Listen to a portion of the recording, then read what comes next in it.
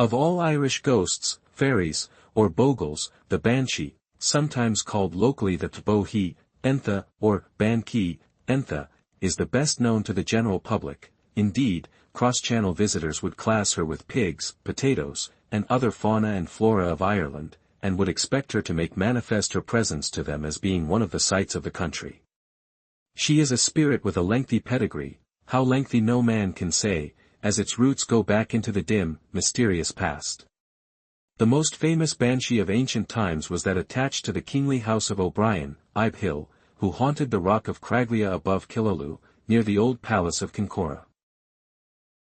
In AD 1014 was fought the Battle of Clontarf, from which the aged king, Brian Boru, knew that he would never come away alive, for the previous night Ibe Hill had appeared to him to tell him of his impending fate. The Banshee's method of foretelling death in olden times differed from that adopted by her at the present day.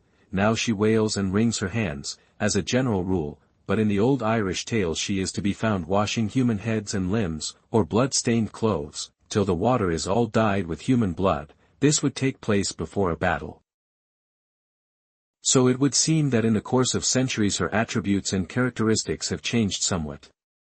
Very different descriptions are given of her personal appearance. Sometimes she is young and beautiful, sometimes old and of a fearsome appearance. One writer describes her as a tall, thin woman with uncovered head, and long hair that floated round her shoulders, attired in something which seemed either a loose white cloak, or a sheet thrown hastily around her, uttering piercing cries. Another person, a coachman, saw her one evening sitting on a stile in the yard. She seemed to be a very small woman, with blue eyes, long light hair, and wearing a red cloak. Other descriptions will be found in this chapter. By the way, it does not seem to be true that the Banshee exclusively follows families of Irish descent, for the last incident had reference to the death of a member of a company. Galway family English by name and origin. One of the oldest and best-known Banshee stories is that related in the memoirs of Lady Fanshawe. In 1642 her husband, Sir Richard, and she chanced to visit a friend, the head of an Irish sept, who resided in his ancient baronial castle, surrounded with a moat. At midnight she was awakened by a ghastly and supernatural scream, and looking out of bed, beheld in the moonlight a female face and part of the form hovering at the window. The distance from the ground, as well as the circumstance of the moat, excluded the possibility that what she beheld was of this world. The face was that of a young and rather handsome woman, but pale, and the hair, which was reddish, was loose and dishevelled. The dress, which Lady Fanshawe's terror did not prevent her remarking accurately, was that of the ancient Irish. This apparition continued to exhibit itself for some time, and then vanished with two shrieks similar to that which had first excited Lady Fanshawe's attention. In the morning, with infinite terror, she communicated to her host what she had witnessed, and found him prepared not only to credit, but to account for the superstition. "A near relation of my family," said he, "expired last night in this castle. We disguised our certain expectation of the event from you, lest it should throw a cloud over the cheerful reception which was your due. Now, before such an event happens in this family or castle, the female spectre whom you have seen is always visible. She is believed to be the spirit of a woman of inferior rank, whom one of my ancestors degraded himself by marrying, and whom afterwards, to expiate the dishonor done to his family, he caused to be drowned in the moat. In strictness this woman could hardly be termed a banshee. The motive for the haunting is akin to that in the tale of the Scotch drummer of Cortacky, where the spirit of the murdered man haunts the family out of revenge, and appears before a death. Mr. T. J. Westrop, M.A.,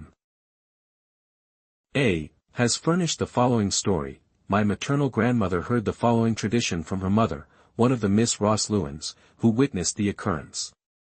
Their father, Mr. Harrison Ross Lewin, was away in Dublin on law business, and in his absence the young people went off to spend the evening with a friend who lived some miles away. The night was fine and lightsome as they were returning, save at one point where the road ran between trees or high hedges not far to the west of the old church of Kilchrist. The latter, like many similar ruins, was a simple oblong building, with long sidewalls and high gables, and at that time it and its graveyard were unenclosed, and lay in the open fields. As the party passed down the long dark lane they suddenly heard in the distance loud keening and clapping of hands, as the country people were accustomed to do when lamenting the dead. The Roslewans hurried on, and came in sight of the church, on the side wall of which a little grey-haired old woman, clad in a dark cloak, was running to and fro, chanting and wailing, and throwing up her arms. The girls were very frightened, but the young men ran forward and surrounded the ruin, and 2 of them went into the church, the apparition vanishing from the wall as they did so. They searched every nook, and found no one, nor did any one pass out. All were now well scared, and got home as fast as possible. On reaching their home their mother opened the door, and at once told them that she was in terror about their father, for, as she sat looking out the window in the moonlight, a huge raven with fiery eyes lit on the sill, and tapped 3 times on the glass. They told her their story, which only added to their anxiety, and as they stood talking, taps came to the nearest window, and they saw the bird again. A few days later news reached them that Mr. Roslewan had died suddenly in Dublin. This occurred about 1776. Mr. Westrop also writes that the sister of a former Roman Catholic bishop told his sisters that when she was a little girl she went out one evening with some other children for a walk. Going down the road, they passed the gate of the principal domain near the town. There was a rock, or large stone, beside the road, on which they saw something. Going nearer, they perceived it to be a little dark, old woman, who began crying and clapping her hands. Some of them attempted to speak to her, but got frightened, and all finally ran home as quickly as they could. Next day the news came that the gentleman near whose gate the Banshee had cried, was dead, and it was found on inquiry that he had died at the very hour at which the children had seen the spectre. A lady who is a relation of one of the compilers, and a member of a company. Cork family of English descent, sends the 2 following experiences of a Banshee in her family. My mother, when a young girl, was standing looking out of the window in their house at Blackrock, near Cork. She suddenly saw a white figure standing on a bridge which was easily visible from the house.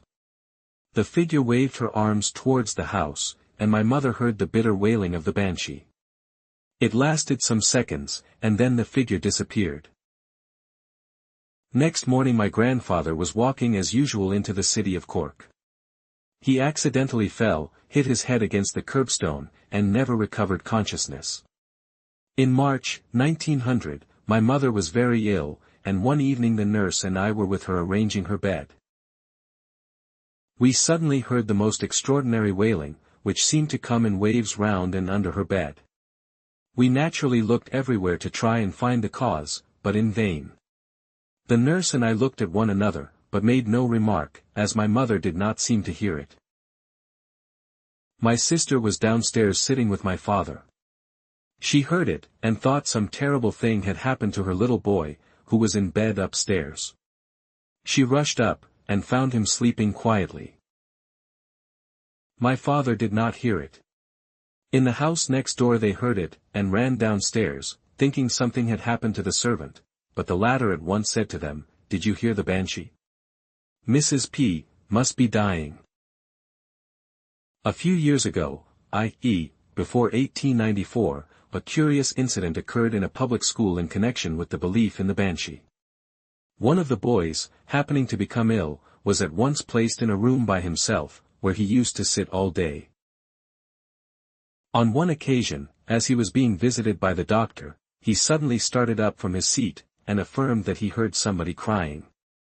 The doctor, of course, who could hear or see nothing, came to the conclusion that the illness had slightly affected his brain. However, the boy, who appeared quite sensible, still persisted that he heard someone crying, and furthermore said, "It is the Banshee, as I have heard it before." The following morning the headmaster received a telegram saying that the boy's brother had been accidentally shot dead. That the Banshee is not confined within the geographical limits of Ireland, but that she can follow the fortunes of a family abroad, and therefore tell their death, is clearly shown by the following story. A party of visitors were gathered together on the deck of a private yacht on one of the Italian lakes, and during a lull in the conversation one of them, a colonel, said to the owner, "Count, who's that queer-looking woman you have on board?" The count replied that there was nobody except the ladies present, and the stewardess, but the speaker protested that he was correct, and suddenly, with a scream of horror, he placed his hands before his eyes, and exclaimed, "Oh, my God, what a face!" For some time he was overcome with terror, and at length reluctantly looked up, and cried, "Thank heavens, it's gone." "What was it?" asked the count. "Nothing human," replied the colonel, "nothing belonging to this world. It was a woman of no earthly type, with a queer-shaped, gleaming face, a mass of red hair, and eyes that would have been beautiful but for their expression, which was hellish. She had on a green hood, after the fashion of an Irish peasant." An American lady present suggested that the description tallied with that of the Banshee, upon which the count said, "I am an O'Neill, at least I am descended from one. My family name is, as you know, Nailsini, which, little more than a century ago, was O'Neill. My great-grandfather served in the Irish Brigade, and on its dissolution at the time of the French Revolution had the good fortune to escape the general massacre of officers, and in company with an O'Brien and a Maguire fled across the frontier and settled in Italy. On his death his son, who had been born in Italy, and was far more Italian than Irish, changed his name to Nailsini, by which name the family has been known ever since. But for all that we are Irish." "The Banshee was yours, then," ejaculated the colonel. "What exactly does it mean?" "It means," the count replied solemnly, "the death of someone very nearly associated with me. Pray heaven it is not my wife or daughter." On that score, however, his anxiety was speedily removed, for within 2 hours he was seized with a violent attack of angina pectoris, and died before morning. Mr. Elliot O'Donnell, to whose article on Banshees we are indebted for the above, adds, "The Banshee never manifests itself to the person whose death it is prognosticating. Other people may see or hear it, but the fated one never, so that when every one present is aware of it but one, the fate of that one may be regarded as pretty well certain." Author unknown. If you enjoyed this story, subscribe to our channel for more thrilling tales.